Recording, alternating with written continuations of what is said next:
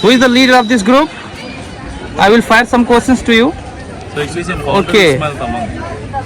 तो देखिए आप लोग के सामने हमारे कुछ बच्चे आए हैं आप लोगों को जागरूक करने के लिए, और एक NGO है, एक संस्था है, संस्था का नाम क्या है? Save earth for life. Okay, earth for life. तो हमारे यह जो पृथ्वी है इसमें आप लोग जानते हो जिस तरह से आए दिनों में ग्लोबल वार्मिंग हो रही है, जिस तरह से गर्मी बढ़ रही है, ये भविष्य के लिए एक बहुत बड़ा चिंता का विषय है।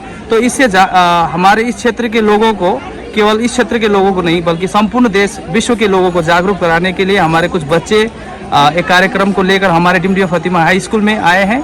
तो देखिए हमारे कौन सा जगह से आए आप लोग?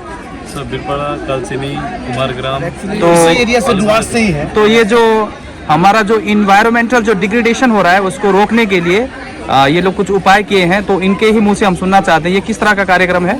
सर ये इन्वायरमेंट में जैसे अभी क्लाइमेट चेंज भी हो रहा है। ओके। क्लाइमेट चेंज में मतलब क्या रीजन है, तो उसको सॉल्यूशन ढूंढने के लिए प्लास्टिक एक तरह से जिस तरह से अभी मतलब पूरा इन्वायरमेंट को खत्म कर रही है, बर्बाद कर रही है, उसको रिड्यूस करना है। अच्छा, जो यूथ होता है, जो हमारे स्टूडेंट है, जो ये अगली पीढ़ी है हमारी जनरेशन, तो हम लोग उनको अवेयर करने के लिए एक अवेयरनेस ड्राइव लेके आए थे। तो यहाँ पे हम लोग क्या किया, हमने स्टूडेंट्स को प्लास्टिक का जो कुछ भी कराता है उसका खराब जो परिणाम रहता है उसके बारे में हमने उसको जागरूक कराया और कैसे उसको हम लोग रिड्यूस कर सकते हैं। अगर आपको टाइम मिले तो इको ब्रिक्स जो होता है ये होता है, तो इसमें थोड़ा सा अगर बोलना चाहो तो ओके बोलिए, नो प्रॉब्लम। तो सर ये जो होता है एक इको ब्रिक्स है, ये 1.5 लीटर का अगर एक सॉफ्ट ड्रिंक हम पीते हैं तो इसको हम लोग पीने के बाद में फेंक देते हैं यूजुअली। तो इसके अंदर में ना जो ये मल्टी लेयर प्लास्टिक जो होता है, जो कि कुरकुरे, लेस, ये जो होता है जिसके अंदर में सिल्वर टाइप का अंदर दिखता है, तो उस चीज को हम लोग इसके अंदर में डाल सकते हैं और इसके अंदर में 150 से ज्यादा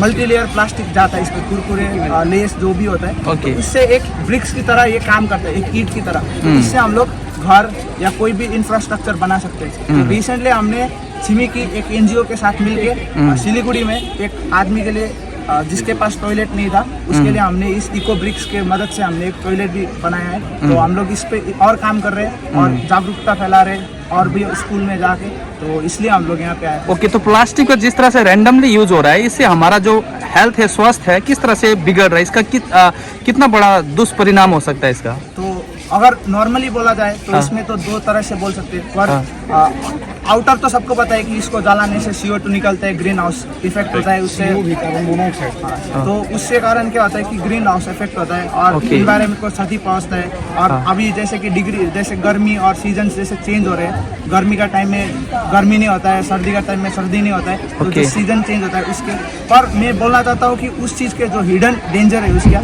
जैसे कि माइक्रो प्लास्टिक आपने सुना होगा। वो नाम सर माइक्रो प्लास्टिक से क्या होता है, अभी जो ह्यूमन रिप्रोडक्टिव ऑर्गन हो जैसे कि मेल का और फीमेल का जो ह्यूमन रिप्रोडक्टिव ऑर्गन है उसमें भी तो उस पे 30% जो ह्यूमन बॉडी है वहाँ पे वैसे जगह पे जहाँ पे एक ह्यूमन का सबसे मेन बोल सकते हैं पार्ट, तो उस बॉडी पार्ट पे भी हमको माइक्रो प्लास्टिक मिलता है जिससे डायरेक्टली रिप्रोडक्शन पे फर्क पड़ता है। जैसे अभी आप लोग देखते हैं बहुत सारा मिसकैरेज हो रहा है, this is one of the reason. And secondly also the allergy अभी सबको एलर्जी हो रहा है, रेसेस हो रहा है बिकॉज और इसमें मतलब केमिकल्स भी रिलीज होता है ओबेसिजेंस करके, तो ओबेसिटी को भी कॉज करता है और टाइप 2 डायबिटीज को भी ये कॉज करता है। तो फाइनली आप क्या बोलना चाहते हो कि ऐसा क्या सब्स्टिट्यूट हमारे पास होगा जिससे कि हम प्लास्टिक के जगह में उन चीज़ों का इस्तेमाल करके हम होने वाला जो दुष्परिणाम है उससे पृथ्वी को या समस्त जीवों की रक्षा कर सके हम?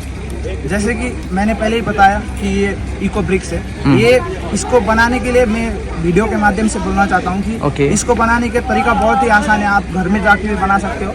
आपको क्या करना है, एक बोतल लेना है और इस बोतल को क्या करना है, पूरी तरह से साफ कर देना है। फिर साफ करने के बाद में इसको पूरा ड्राई करना है। फिर आपका 3 प्रोसेस होता है। पहला होता है कलेक्शन, आप क्या करोगे, प्लास्टिक जितने है उसको कलेक्ट करोगे। उसके बाद सेग्रीगेशन, उसको सेग्रीगेट करोगे, उसको भाग करोगे। उसमें से जो मैंने प्रोसेस मैं समझ गया आपका। तो आप क्या लास्ट में क्या मैसेज देना चाहते हो आप? मैं मैसेज 2 लाइन में, हाँ या मैं मैसेज इतना ही देना चाहता हूँ कि जो हमारा इन्वायरमेंट है वो हमारा अकेला का नहीं है। अगर मैं पेड़ लगाऊंगा तो मुझे अकेला ऑक्सीजन नहीं मिलेगा और मैं पेड़ काटूंगा तो मुझे अकेला क्षति नहीं पड़ेगा। ये सबके लिए है और यूथ को भी इस चीज़ पे बढ़ चढ़ के भाग लेना चाहिए और भी अवेयरनेस होना चाहिए। Thank you very much. आप थोड़ा पोस्टर को ऊपर करो।